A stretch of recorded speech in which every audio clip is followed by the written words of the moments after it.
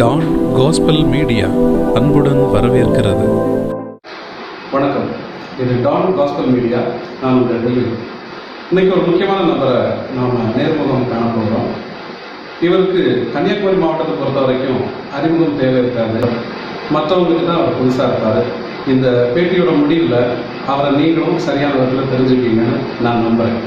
இது வரைக்கும் எங்களுடைய டான் காஸ்பல் மீடியா சேனல் நீங்கள் சப்ஸ்கிரைப் பண்ணலைன்னா கண்டிப்பாக சப்ஸ்கிரைப் பண்ணுங்கள். மறக்காமல் பெல் ஐக்கானை கிளிக் பண்ணுங்கள். அப்போ தான் நாங்கள் போடக்கூடிய வீடியோஸோட நோட்டிஃபிகேஷன் உங்களுக்கு வரும்.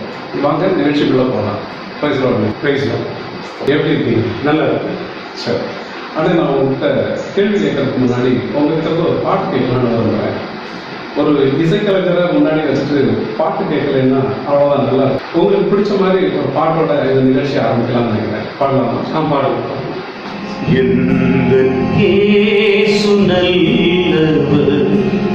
என்னை நடத்துவார், எந்த இயேசு நல்லவர், என்னை நடத்துவார். பேரின்பம் அவர் என் தஞ்சமே, பேரின்பம் அவர் என் தஞ்சமே. அனுதினம் அன்பருடன் இணைந்து செல்லுவே, அனுதினம் அன்பருடன் இணைந்து செல்லுவே. எந்த இயேசு நல்லவர், என்னை நடத்துவார். அருமையாக இருந்ததுண்ணே. ரொம்ப வருஷத்துக்கு அப்புறம் உங்கள் குரலை கேட்கறதுக்கே ரொம்ப சந்தோஷமாக இருக்குது. ஆனால் எல்லாருக்குமே அவங்களுடைய சைல்ட்ஹுட் பீரியட் அப்படிங்கிற குழந்தை பருவங்கிறது மறக்க முடியாத ஒரு விஷயம். உங்களுடைய குழந்தை பருவம் எப்படி இருந்தது? உங்களுடைய ஊர், உங்களுடைய குடும்பம் எப்படி இருந்தது? அதை பற்றி கொஞ்சம் சொல்லலாமா? சொல்லுங்கள். என் பேர் மோகன். என்னோட சொந்த ஊர் புதப்பாண்டி திட்டுவிட அருகில் இருக்கிற சாட்டுப்பூர். என்னுடைய தாய் தகப்பன் பேர் பிரகாசம் கண்டிப்பாக. எனக்கு ஒரு மூத்த சகோதரன் உண்டு. என்னுடைய சிறு பிராயத்திலேயே என்னை பாடுறது ரொம்ப பிடிக்கும். சிறு வயதில் சபையில் நல்ல பாடுவேன். என்னுடைய வாழ்க்கை அப்படிதான் ஓடிட்டு, ஸ்கூல் பிராயம் எல்லாமே ஓடிக்கிட்டு இருக்கு. அப்போ நான் ஒரு 4ஆம் கிளாஸ் 5ஆம் வகுப்பு படிக்கும்போது ஒரு மோன்ஸ் கிளாஸஸ் மீட்டிங் ஒரு வீட்டில் இருக்குது. அதாவது பல வருடங்களுக்கு முன்பாக ஒரு திருவண்ணை சிஎஸ்ஐ சபைக்கு ஒரு மீட்டிங் கொடுத்தாங்க. அப்போ அந்த இடத்துல இருக்கும்போது அவர் கடைசி ஒரு ப்ரேயர் பண்ணார். இதில் யாரெல்லாம் ஊழியத்துக்கு வரீங்க, உப்பு கொடுங்கன்னு சொல்லுவாங்க. நான் ரொம்ப சின்ன பையன், ஆனால் என்னுடைய மனதில் ஒரு ஏவுதல் இருந்தது. ஊழியத்தை குறித்து இருந்தது. அப்போ நான் எழும்பவும் என்னுடைய தாயார் என்னுடைய கருத்தை பிடித்து நீ போகலாம் இருந்துன்னு சொன்னேன். நான் இல்லை, என் மனசுக்கு ஒரு ஆள் நீ போ, எனக்கு இது தெரியாது. அந்த நேரம் போய் ப்ரேயர் பண்ணுறேன். அது மறந்து அப்படியே சிறு பிராயம் இல்லை. அது எத்தனை வயசு இருக்கணும்? இது எனக்கு ஒரு 10-12 அந்த. அப்போவே உங்களை முன்வச்சுட்டார். ஆமாம். இப்படி இருக்கும்போது என்னுடைய வாழ்க்கை ஸ்கூல் படிப்பும் ஃபுல்லாகவே ஸ்கூலில் பாடுறது, பாட்டு போட்டி. ஒரு 6ஆம் வகுப்புலேருந்து 12 வரை பாட்டு போட்டி தான் ஃபஸ்ட்டு கிடைக்கும். அது எனக்கு அந்த சிறு பிராயத்தில் தெரிஞ்ச ஒரே ஒரு காரியம், நான் என்னால் நல்லா பாட முடியும், எனக்கு அந்த வர இருக்குது, எனக்கு அந்த என்னுடைய எண்ணங்கள் எல்லாமே தெரியும். அப்போ என்னுடைய தாயும் தகப்பனும் எல்லா சண்டையும் சர்ச்சை போகும்போது பாட்டு பாட சொன்னவங்க நான் பாட்டு பாடுறேன். என்னுடைய காலங்கள் இப்படியே தான் ஓடிக்கிட்டு. அப்போ அந்த 11th 12th படிக்கும்போது இந்த ஸ்கூல் டீச்சர் அடிக்கடி சொன்னவங்க, 12th முடிச்சுக்கிட்டு இந்த பாட்டு சம்பந்தமாக தான் நீங்கள் சொல்லி. ஆனால் அதை தான் நானும் கேட்கணும்னு நினச்சேன்.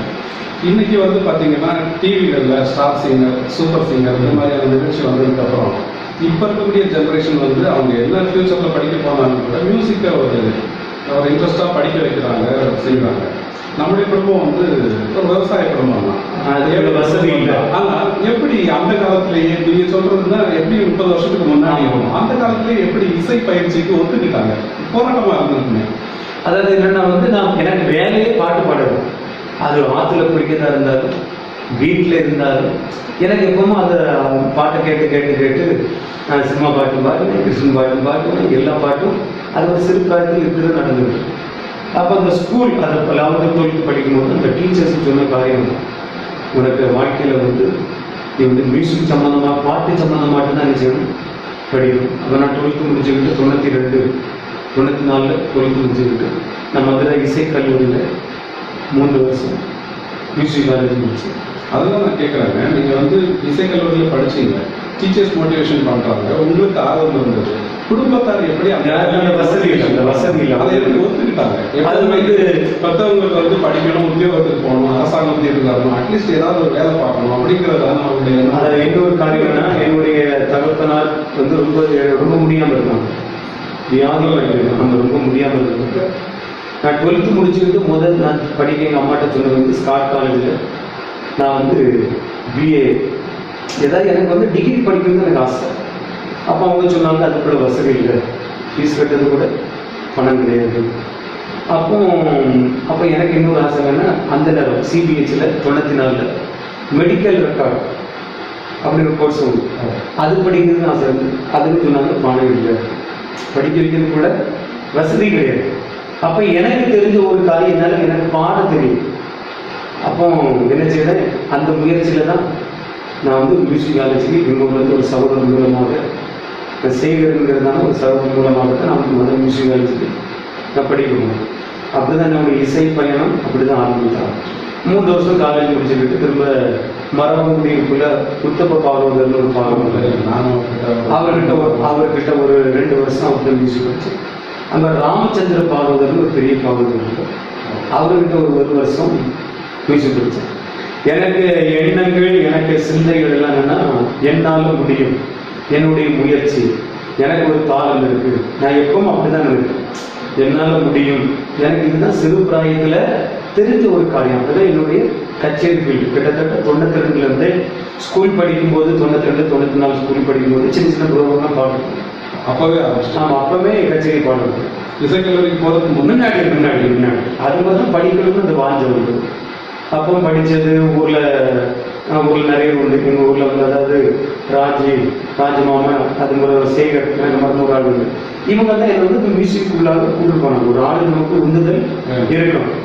அப்போ இப்படி 94லேருந்து அது மாதிரி 95 மியூசிக் காலேஜில் படிக்கும்போது நான் பாட முடித்தேன். சினிமா ஃபீல்டில், கச்சேரி ஃபீல்டில் கிட்டத்தட்ட 2005 வரை பாடிட்டு இருந்தேன். அப்போ எனக்கு வாழ்க்கை இப்படி இருக்கும்போது தான் எனக்கு ஒரே எண்ணம், எப்படியாவது என்ன செய்யணும், இந்த ஃபீல்டில் தான் என்ன செய்யணும், பெரிய ஆளாகணும், பெரிய ஆளாகணும். இப்போ அடுத்த கேள்வி எனக்கு அதில் தான் எழுந்தது. எனக்கும் தெரியும், நாம் ஒரே துறையில் சில வருடங்கள் சேர்ந்து பயணிக்கக்கூடிய பயணம் இருந்தது. அந்த துறையில் நான் உள்ள வரும்போதும் சரி, நீங்கள் வெளியேறும்போதும் சரி, அந்த துறையினுடைய புகழின் உச்சத்தில் இருந்தீங்க. இப்போ உங்களை மிஞ்சுறதுக்கு ஒரு அது என்ன சொல்கிறது, திறமையாகட்டும் அல்லது நிகழ்வுகள் அதிகமாக வாங்குறதுலே ஆகட்டும், புக்கிங்கில் ப்ரிஃபரன்ஸ் இருக்கிறதும் ஆகட்டும், உங்களுக்கு தான் முக்கியத்துவம் இருந்துச்சு. நிறைய நீங்கள் விடுபட்டு போகும்போதே கிட்டத்தட்ட 40 நிகழ்ச்சிகளை கைவசம் நிறைய நான் வந்து எப்படி இதில் விட்டுட்டு போக மனசு வந்து சில மே மாதம்லாம் அந்த நேரம் 54 ப்ரோக்ராமோட ஒரு மாதத்துல படிச்சு, ஒரு மாதத்தில் 54 ப்ரோக்ராம் ஊசி போட்டு பாடிடுவேன். ஹெல்த்து கிடையாது, டேப்லெட் போட்டு பாடிடுவேன். அப்போ எனக்கு எண்ணங்கள் எல்லாம் என்னன்னா, என்னுடைய முயற்சி, என்னால் முடியும், இதுதான் எனக்கு வாழ்க்கை, இப்படி தான் போயிட்டு. அப்போ இப்படி இருக்கிற நேரத்தில் வந்து என்னுடைய மனைவிக்கு கடிகாரமான ரூபன் ஸ்கூலில் வந்து டீச்சர் ட்ரைனிங்கில் அவளுக்கு ஒரு வேலை கிடைச்சி. அவள் மியூசிக் டீச்சர் முடிச்சதுனால அவங்க ஒரு ஸ்கூலில் அந்த வேலை கிடைச்சி. அப்போ அந்த வேலை நிமித்தமாகத்தான் நாங்கள் கடிகாரம் உணர்ந்துட்டோம். வேலை நிமித்தமாகத்தான் கடிகாரம் உணர்ந்துட்டோம். அப்போ அங்கே இருக்கும்போது டெய்லி ப்ரோக்ராம் வந்துக்கிட்டு தான் இருந்தேன். அப்போ இந்த கடிகாரம் உணத்தில் நீங்கள் பார்த்தீங்கன்னா அநேகமாக பெந்தேகோஸ் சபைகள் நிறைய இருக்குது, ஆவிக்குரிய சபைகள் நிறைய இருக்குது. நாங்கள் இருந்த இடத்துல தான் பக்கத்தில் அந்த டிபிஎம் சபை எங்கள் வீட்டு பக்கம் தான். அப்புறம் வந்து ஐபிசி இருக்குது, அப்புறம் வந்து பாஸ் ராஜமணி, ஒரு பாசமணி, ஏற்பட்ட சபைகள் இருக்குது. அப்போ எனக்கு லைஃப்ல இவங்க ப்ரேயர் பண்ணி காதில் கேட்டு அதிகமாக கிண்டல் பண்ணும். தண்ணிய பாசையில் இவங்க இந்த வித்தியாச மக்கள் நல்ல ப்ரேயர் பண்ணும்போது எனக்கு அது ஒரு கேள்வி கொடுத்து போகிறது. இவங்க இப்படி சத்தம் பண்ணுறது பண்ணுறாங்க. இதுதான் என்னுடைய வாழ்க்கை ஸ்டார்டிங் இருக்குது.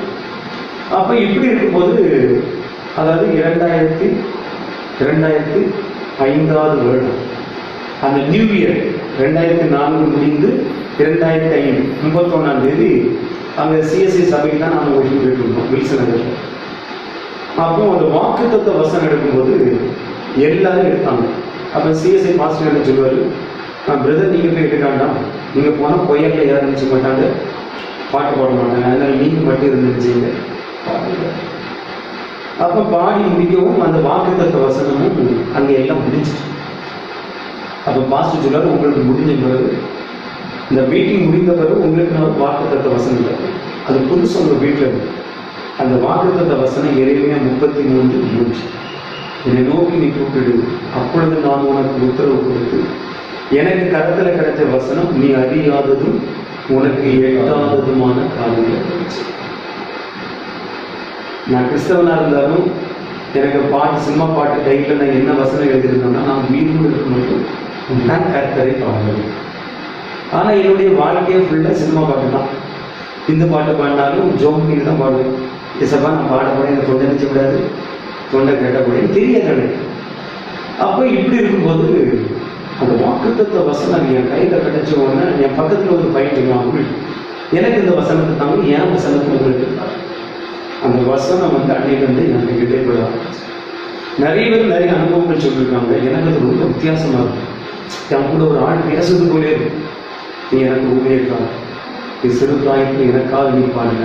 அடிக்கடி இந்த பாட்டுமே மனசில் ஓடிக்கிட்டே இருக்கு. இந்த காலத்தில் இந்த நேரத்தில் நீ எந்தான்னு சொல்லி பாடணும் அப்படின்னு அடிக்கடி அந்த 2005 வருஷம் நியூ இயர்லேருந்து ஒரு நாள் 2 நாள் கிடையாது, கிட்டத்தட்ட ஒரு 2-3 மாதம் என் கூட ஒரு ஆள் பேசுறது போலே இருக்கும். எனக்கு மனசுக்கு ரொம்ப எனக்கு நான் நினைக்கிறேன் ஒருவேளை நம்ம மனசுல தோணுதுதா, எனக்கு இப்படிதான் அந்த ஃபீலிங் இருந்துச்சு. அப்போ சினிமா வச்சுட்டு தான் பாடிட்டு ஆனால் உங்க இடையில நினைக்கிறேன் அந்த பாட்டில் ஒரு பாடலாமா எந்த காலத்தில் அந்த பாட்டை வந்து கேட்கலாம். பாடலாம் கண்டிப்பாக பாடலாம். எந்த காலத்திலும் எந்த நேரத்திலும் நன்றியால் உம்மை நான் துதிப்பேன். இயேசுவே உம்மை நான் துதிப்பேன் துதிப்பேன், எந்த வேளையிலும் துதிப்பேன். இயேசுவே உம்மை நான் துதிப்பேன் துதிப்பேன், எந்த வேளையிலும் துதிப்பேன். ஆதியும் நீரே அந்தமும் நீரே, ஜோதியும் நீரே என் சொந்தமும் நீரே. ஆதியும் நீரே அந்தமும் நீரே, ஜோதியும் நீரே என் சொந்தமும் நீரே. எந்த காலத்திலும் எந்த நேரத்திலும் நன்றியால் உம்மை நான் துதிப்பேன். இயேசுவே உம்மை நான் துதிப்பேன் துதிப்பேன், எந்த வேளையிலும் துதிப்பேன். இயேசுவே உம்மை நான் துதிப்பேன் துதிப்பேன், எந்த வேளையிலும் துதிப்பேன். இந்த பாட்டு எத்தனையோ தடவை கேட்டிருந்தாலும் இப்போ நீங்கள் உங்கள் சாட்சியோட அந்த பாட்டை சொல்லி அதை பாடும்போது இனிமே அது கேட்கறது இனிமே அந்த பாட்டே புதுசாக இருக்கிற மாதிரி எனக்கு தோன்றும். இந்த பாட்டை நான் அடிக்கடி நான் பாடுவேன் என் லைஃப்பில். இப்போவும் நான் அந்த பாட்டு கேட்கும்போது மனசுக்கு சில அழுக வந்துடும். அந்த பாட்டு என்னுடைய சிறு பிராயத்தில் இன்னொரு பாட்டு அடிக்கடி பாடுவேன், இறைவா நான் ஒரு இசைக்கருவி. அந்த 2 பாட்டு அடிக்கடி நான் பாடப்படுவது பாட்டு. ஆனால் எனக்கு இப்போ நினைக்கும் போதும் ஆண்டவரை துதிப்பதற்கு ஆண்டவர் வச்சுட்டாரு, ஒரு நாமத்தை மகிமைப்படுத்துவதற்கு ஆண்டவர் வீடு. அப்போ அந்த கச்சேரிக்குள்ளே இருக்கும்போது எனக்கு என்னன்னா ஒரு பெரிய நடந்த ஒரு காரியம் என் லைஃப்பில் யாரும் சொன்னது நினைச்ச மாட்டாங்க, நம்ப மாட்டாங்க. ரொம்ப வித்தியாசமான ஒரு சம்பவம். இந்த வசனம் எனக்கு பல மாதம் என்கிட்ட என் பைக்கில் நான் ப்ரோக்ராமுக்கு சினிமா கச்சேரி தான் வருவேன். முடிச்சுட்டு வீட்டுக்கு போகும்போது அதிகாலை, அதாவது விடிய காலம் 3 மணி 4 மணி வீட்டுக்கு வரும்போது அந்த இறைச்சோக்கோணம் தாண்டி பைக்கில் போகும்போது என் கூட ஒரு ஆள் பேசுறது போலே இருக்கும். எனக்கு அது மனசுக்கு ரொம்ப பாரமாக, ஏன் இப்படி நம்ம மனசில் வருது, என் ஊழியக்கார கச்சேரி விட்டு எனக்காக வரும். அப்போ இப்படி இருக்கும்போது மாஸ்டர் அப்பாஸ் ஜோசப்னு எனக்கு ஒரு ஊழியக்காரர் வேலை.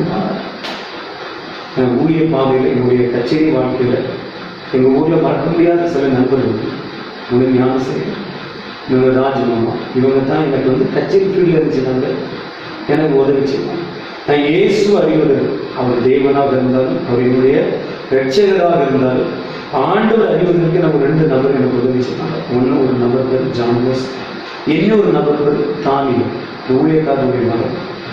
இவங்க மூலமா எனக்கு ஒரு பாஸ்டர் அறிமுகமாகும். எனக்கு அவங்க யாருன்னே தெரியாது. என்னுடைய மனைவி மதுரை இசைக்கல்லூரில் இசை பயிற்சி ஆசிரியர் படிக்கும்போது அந்த ஜான்போஸ்ன்னு சொல்லக்கூடிய பையன் வந்து அங்கே வந்து ஸ்டூடெண்ட்டாக ஃபர்ஸ்ட் இயர் படிச்சிருக்கான். அப்போ ஒய்ஃபுங்க வேலை பார்க்கறதுனால பார்த்து நீங்கள் அங்கே படிச்சவங்க தானே, அப்படி ஒரு அறிமுகமாகும். ஒரு கடையில் நான் ஒரு திங்ஸ் வாங்கிட்டு இருக்கும்போது அது பாஸ்ட் அப்பா ஜோசப்னு சொல்லக்கூடிய அந்த ஊழியக்காரன் என்ன என் முகத்தை பார்த்துக்கிட்டே இருந்தார். அப்போ தான் சின்ன வச்சுட்டு தான் பாடிட்டு இருக்கேன். அப்போ என்னை பார்த்து ஒரு வார்த்தை கேட்டார், ஒரு பேர் என்ன பேர் கேட்டேன். நீங்கள் நான் பாஸ்டர், நான் பெந்தி ஹாஸ்டல் பாஸ்டர். அப்போ அவர் பேசிட்டே இருக்கும்போது என்ன பண்ணுவேன்னு கேட்டேன். நான் கச்சேரி பாடுறேன், ஒரு பாட்டு பாடுவேன். நம்ம தான் எல்லா பாட்டும் பாடுறது, முஸ்லீம் பாட்டு, இந்து பாட்டு, கிறிஸ்டின் பாட்டு, சினிமா பாட்டு எல்லாம். ஆனால் சரி பாஸ்டர்னால ஒரு கிறிஸ்டின் பாட்டு பாடுவேன். கர்த்தரின் மெய்ப்பராக இருக்கிறார் நான் தாழ்ச்சடையன்னு ஒரு பாட்டு பாடுவேன். அந்த பாட்டு பாடி முடித்த உடனே என்னுடைய ஆதி காலத்திலிருந்து எனக்கு விவரம் தெரிந்த நாளிலிருந்து அன்றைக்குள்ள ஒரு சம்பவத்தை அவர் கூட இருந்து பார்த்தது போல பேசிக்கிட்டே இருக்க பயங்கர எனக்கு கஷ்டமா போச்சு. என்னடா நமக்கு தெரிஞ்ச கதை, நமக்கு அதாவது யாருக்கும் தெரியாத கதை, எனக்கு அது ஒரு புது அனுபவம். அப்படின்னு சொல்ல நீ ஆண்டு நீ ஊழியத்துக்கு, நான் ஊழியத்துக்கு எனக்கும் சம்மந்தம் கிடையாது, நான் வர மாட்டேன். அப்போ அவர் சொன்னார், நீ ஊழியக்காரன் ஊழியத்துக்கு வந்தே ஆகணும். அப்போ இப்படி அடிக்கடி அவரை பார்ப்போம்.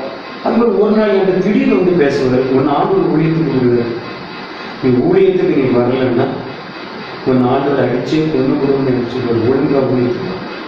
அப்போ என்கிட்ட ஒரு டைம் சொல்லுவார், நாளைக்கு காலையில் 5:45 மணிக்கு உனக்கு ஒரு ஆக்சிடென்ட் நடக்கும், நீ ஒழுங்காக ஊழியத்துக்கோ. அது ஆண்டவர் வந்து உனக்கு ஆர்வம், எனக்கு வரலன்னா நீ ஆண்டோடைய ஊழியக்காரன். எனக்கு அது புது அனுபவம். எனக்கு எதுக்கும் எந்த காரியமும் தெரியாது.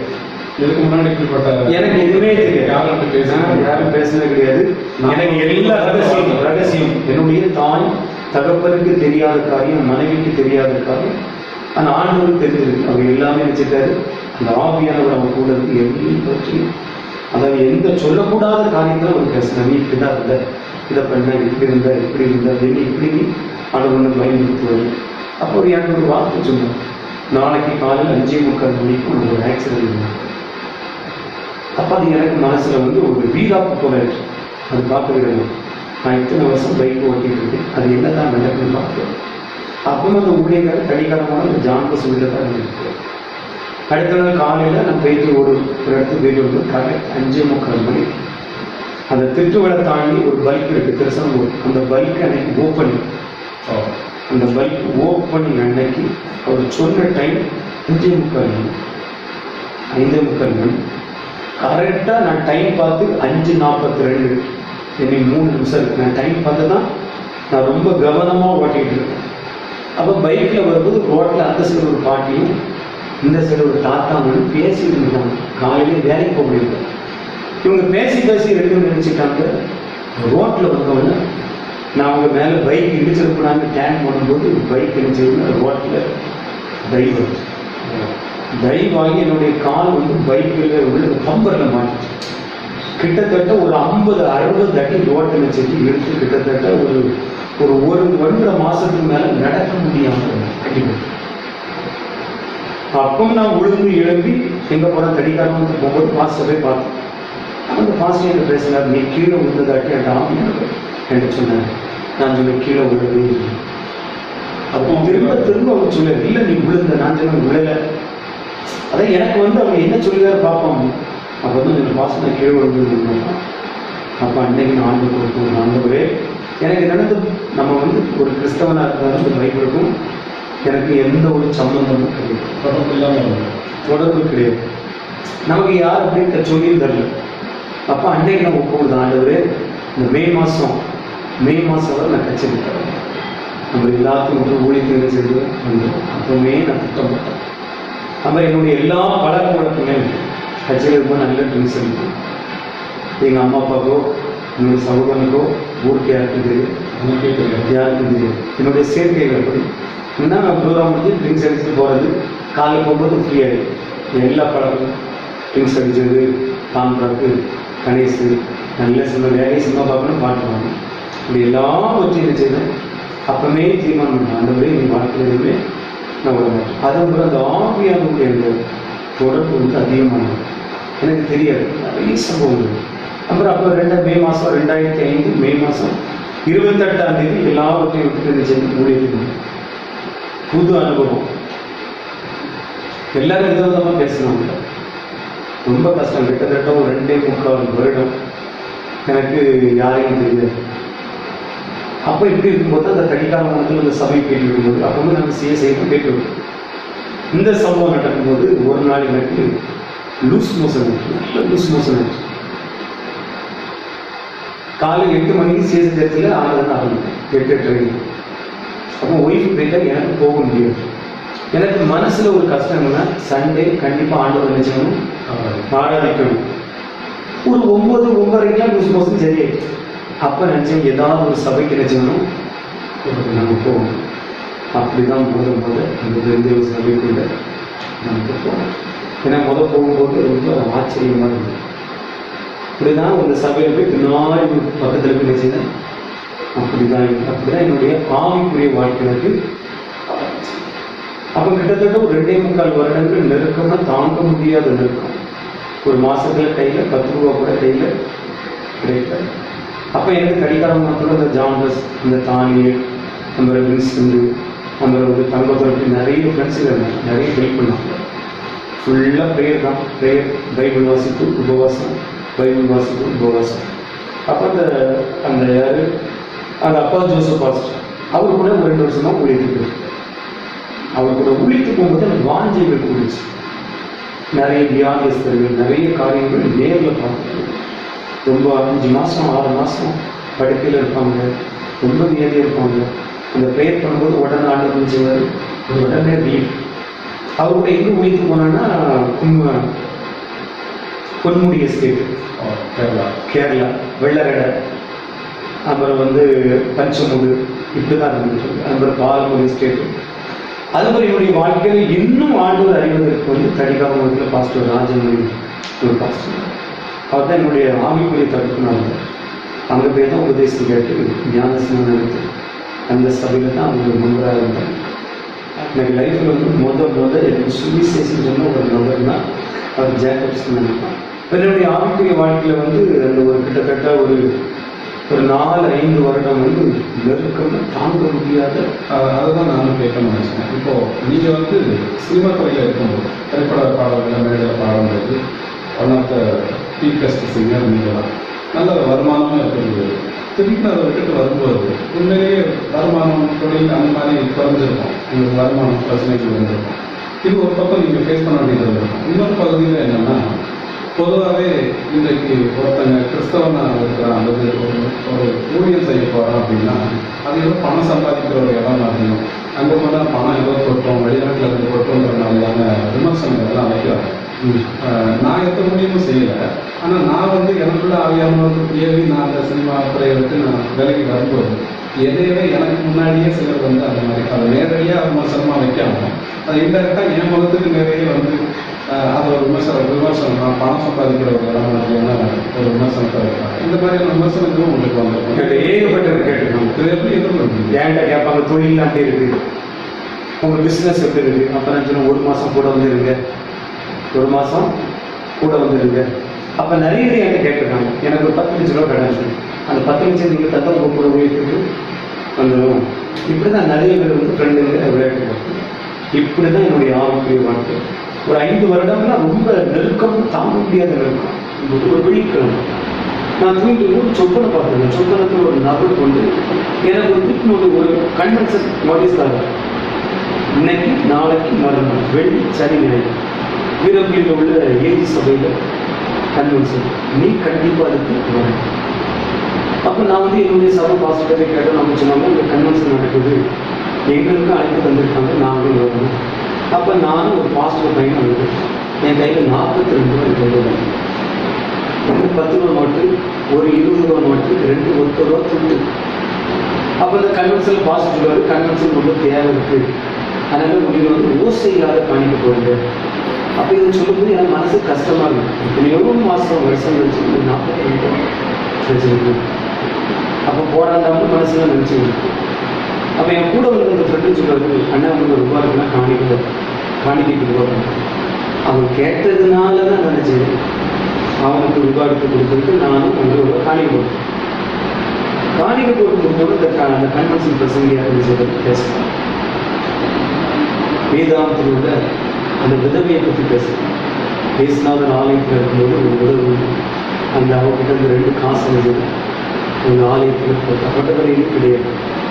அப்போ இதை சொல்லிட்டு அவர் அந்த கூட்டத்தில் என்ன பார்த்து தேவைப்பட்டார். இந்த கலர் சட்டை போட்டுட்டு அந்த பிரதர் எழுதுங்க என்ன பார்த்து எனக்கு கலர் சட்டை சொல்லுறாரு. அப்போ நான் திரும்பி பார்க்கணும். நான் சொல்லுவேன் ஒன்றத்தை எழுதி இதில் எழுதணும். எனக்கு ஆப்பியானது எனக்கு 42 ரூபா கொண்டு 2 10 ரூபா நோட்டு, ஒரு 20 ரூபா நோட்டு, 2 10 ரூபா தொட்டு போடணுமோ நீ இதில் உண்மையில தான் இப்போ ஒன்று ஆண்டு மாதம் உன் பாக்கெட்டில் இருக்க அந்த 2 ரூபா துட்டை போட்டுருக்கோம்.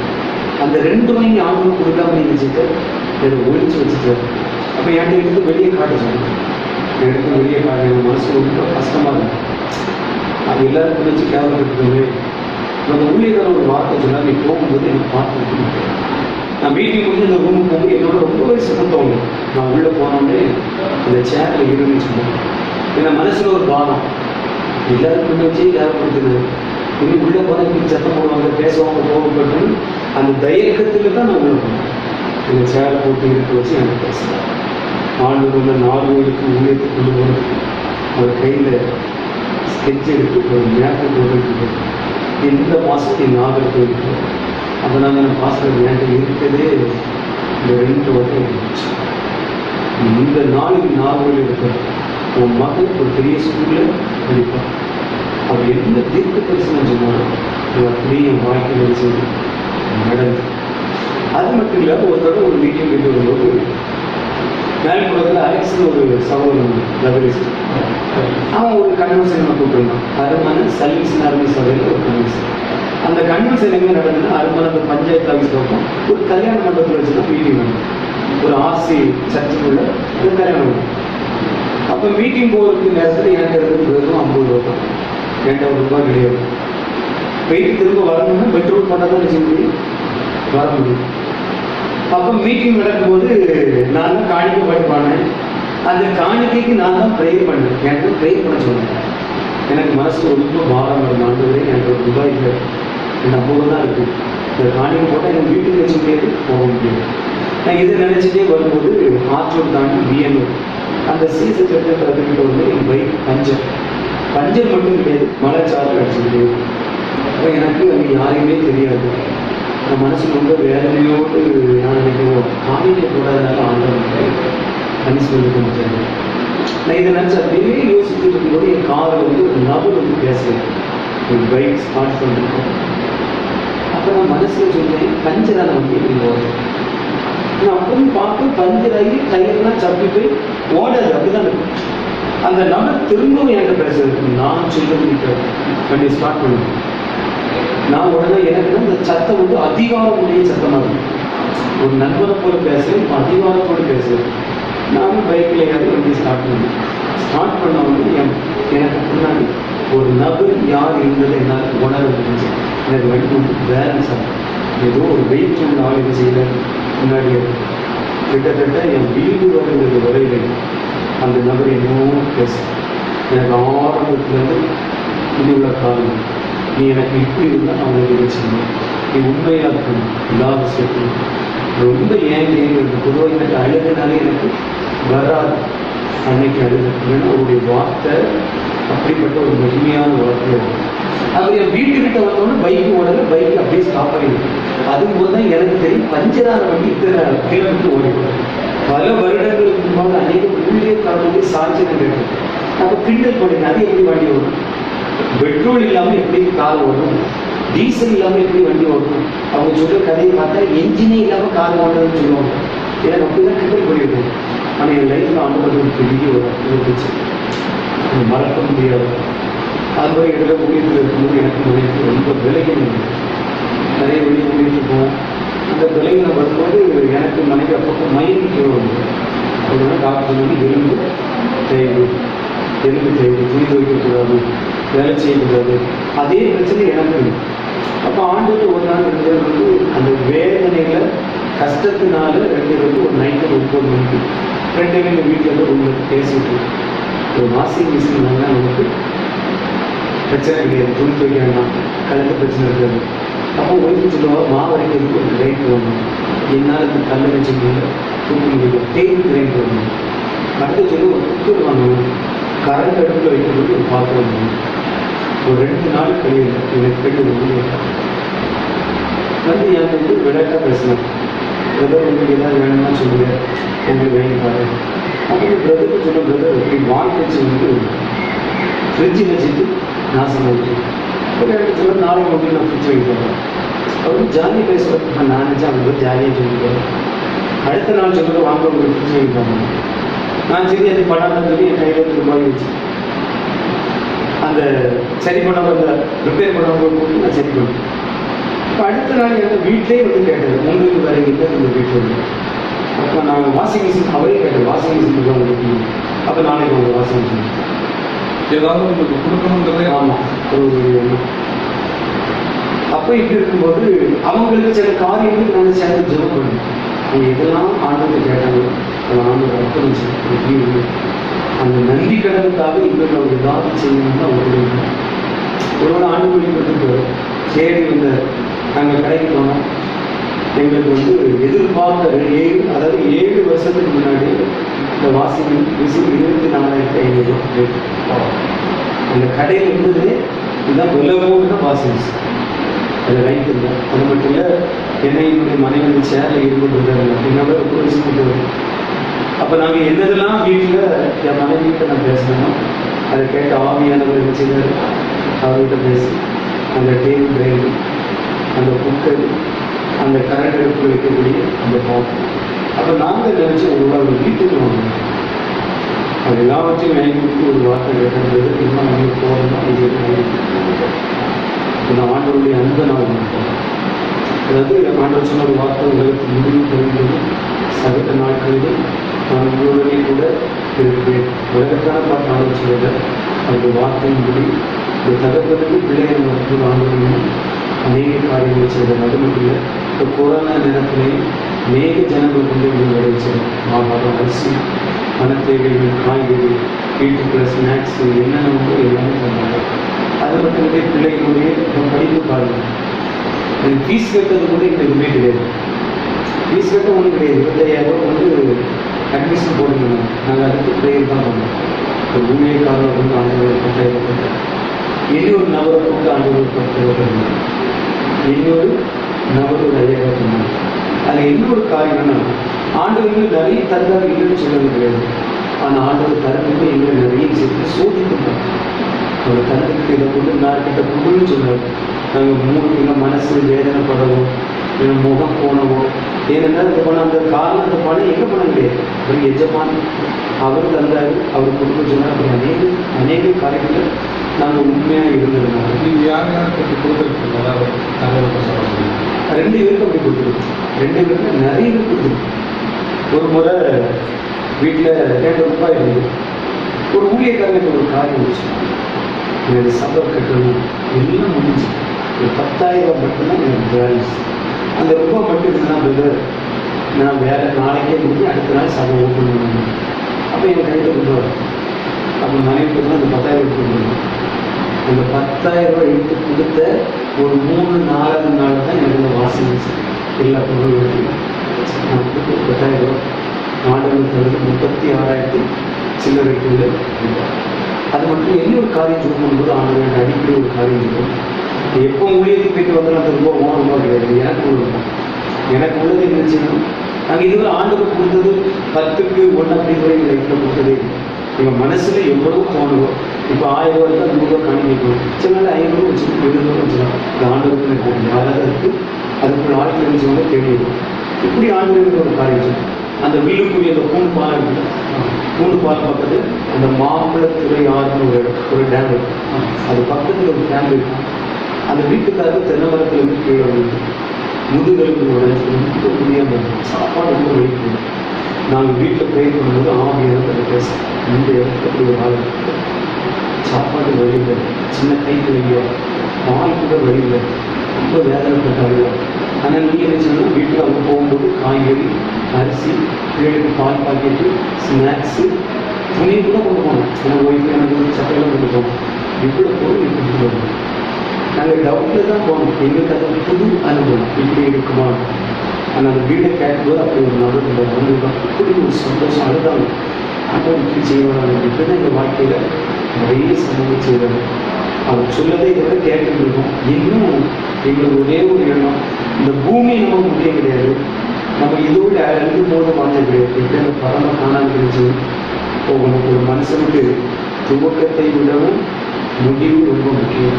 ஆண்டவர் சொன்ன பார்த்து முடிவு பரியந்தமும் வெளியில் இருக்கிறவனே வச்சு சொல்லணும். இதுக்காக போராடிக்கிட்டு இருக்கோம். ஆனால் அந்த பாடுகள்லேயே ஆண்டவர் நடக்கும். ஒரு குறைவு இல்லாமல் நெருக்கங்கள் வந்து பாடுகள் உண்டு. அப்போ அடிக்கடி கிட்டத்தட்ட ஒரு 2-3 வருஷம் சைக்கிளில் தான் ஓடிட்டு போனோம். கடிகாரத்தில் இருக்கும்போது நாங்கள் ஒரு 7 பேர். ஆச்சரியமாக இருக்கு. ஆமாம், கிட்டத்தட்ட எங்கள் டீம்லேயே முதல்ல 4 ஸ்டோர்ஸ் பைக் வச்சிருந்தது நீங்கள் தான். ஆமாம், அது என்னென்னா வந்து கிட்டத்தட்ட 2 வருஷம் சைக்கிளில் தான் ஓடிட்டு போனோம். அது என்ன முடியும்னா நிறைய கிராமத்தில் நாங்கள் போய் அந்த சண்டேஸ் கிளாஸ் நடத்துகிறது, நிறைய பார்க்க முடியவங்கள நிறைய பேர் கிண்டல் பண்ணுவோம். நீங்கள் எப்படி இருந்த அப்புறம் நிறைய ஊரில் போய் திரைப்படம் போடுறோம். ஜீசஸ் ஃபிலிம் அது போட்டிருக்கோம். அப்புறம் பிபிஎஸ் மினிஸ்ட்ரி. இதுதான் எனக்கு ஆரம்ப ஊழியர். அதில் மறக்க முடியாத ஒரு காரியம் என்னன்னா, நாங்கள் வந்து காளிகேசத்துக்கு ஒரு மீட்டிங் போனோம். மீட்டிங் போகும்போது வண்டியில் போனோம். வரும்போது பயங்கர மழை, அதனால் கார் வர முடியாது. இந்த கார் வர முடியாமல் நாங்கள் வந்து காளிகேசத்துலேருந்து அடிக்காரமூலம் வருது வரை நடந்தே வந்தோம். 11 கிலோமீட்டர். என் லைஃப்பில் அவ்வளோ தூரம் அங்கே தான் நடக்கும். ஊழியத்துக்கு போயிட்டு வந்தேன். அப்போ ஊழியத்துக்கு போயிட்டு வந்த இடத்துல எனக்கு காலெல்லாம் கொடுத்து ரத்தம் வந்துச்சு.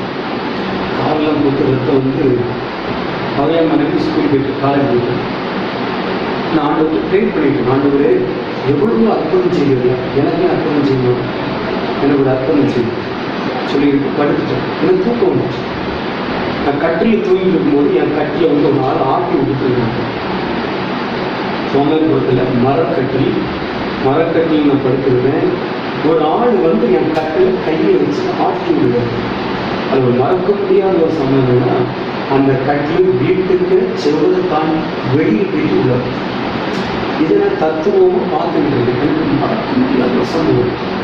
இப்படி நடக்கலாம்னு சொல்லிட்டு நான் பயம் நினைச்சிட்டு தரையோடு முடிட்டு படுத்துட்டேன்.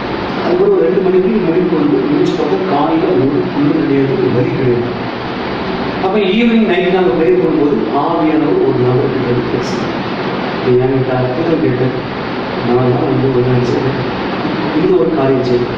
ஆனால் அந்த கஷ்டத்துலேயும் அந்த நெருக்கத்துலேயும் ஃபேமிலி பிரச்சனைகள் என்னென்னா வந்து பொண்ணப்பம் படிச்சுக்கிட்டு இருந்தா எங்களுக்கு வீட்டுக்கு வாடகை கொடுக்க கூட வசதி கிடையாது. ஆனால் ஆண்டவர் செய்த நடக்கும். இந்த மாதிரி நெருக்கமான சூழ்நிலைகள் நம்ம ஒரு இசைக்கலைஞராக இருக்கிறதுனால பாடல்கள் அப்படிங்கிறது நமக்கு எப்போவுமே ஒரு உந்து சக்தியாக இருக்கும். நமக்கு எப்போவுமே ஒரு பேக் போனாக இருக்கும். நம்ம இந்த மாதிரி இருக்கக்கூடிய சூழ்நிலைகளில் ஏதாவது ஒரு பாடல் தானே உங்களை ஆர்வப்படுத்தப்படுகிறார். பாடல்கள் மூலமாக பாடல்கள் ஆர்வப்படுத்தி சொல்ல முடியாது. ஆண்டவர் வந்து பாடல் மூலமாக நம்மளோட இடைப்படலாம். நிறைய பேர் அப்படி இடைப்படுறது. இந்த மாதிரி தருணங்களில் உங்களுக்கு எந்த மாதிரியான பாடல்கள் உங்களுக்கு ஆர்வம் கொடுக்குற மாதிரி? வழிபடத்தில் வைத்தார்கள் நீரின்றி என்னாலே யாரும் பாதையும் செய்ய முடியாது. பலிபீடத்தில் என்ன பாடலாம்? நீரன்றி என்னாலே பாரே ஏதும் நான் செய்திட சேர்த்தீரே வழுவாது என்னை காத்துமக்காய் நிறுத்தி. நீரன்றி என்னாலே பாரே ஏதும் நான் செய்திட சேர்த்தீரே வழுவாது என்னை காத்தும